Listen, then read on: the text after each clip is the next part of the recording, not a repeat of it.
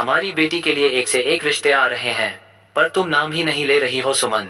राकेश ने अपनी पत्नी सुमन से कहा। सुमन बोली, हम अपनी बेटी का रिश्ता उसे करूंगी जहां नन न हो और सास सीधी सादी हो, ताकि मेरी बेटी दूसरों पर अपना ऑर्डर चला सके। और लड़का ऐसा होना चाहिए कि लड़की से 5 साल छोटा होना चाहिए, ताकि वह हमारी सुनता रहे और हमारी बेटी उस पर राज करें। राकेश ने अपनी पत्नी से कहा। ऐसा का मिलेगा, कहा। सुमन बोली, मेरी बेटी बनना भी यही चाहती है। सुमन उन लोगों में से थी जहां पूरा शहर उन्हें सभापति के नाम से जानते थे। उनका बहुत दूर दूर गांव और शहर में अलग ही जलवा था। उनका एक बेटा सुमित और वे वंदना थी, जिसे उन्होंने शुरू से पढ़ा लिखाया। सुमन ने अपनी बेटी को बचपन से ही अच्छी शिक्षा और स्वास्थ्य का ध्यान रखा। सुमन देवी का मानना था, वैसे भी बेटी का विवाह होकर चली जाना है, क्यों ना उसे पढ़ा लिखा कर उसे अपने पैरों पर खड़ा कर दिया जाए। उसकी बेटी एक कोचिंग में पढ़ाती थी और उसी कोचिंग की मालिक थी।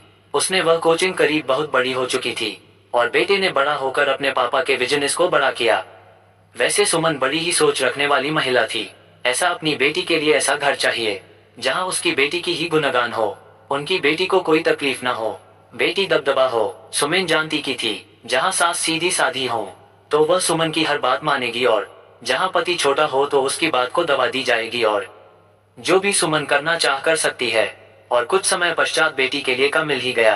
का इंजीनियर की पढ़ाई कर रहा था और उसकी मां गृहिणी थी और उसका परिवार गांव में रहता था। सुमन खुश थी, जैसा रिश्ता चाहिए था मिल गया और अपनी बेटी का रिश्ता पका उसी से कर दिया। और दहेज इतना दिया कि जो भी यश आराम करने की चीजें होती है उससे भी ज्यादा दिया।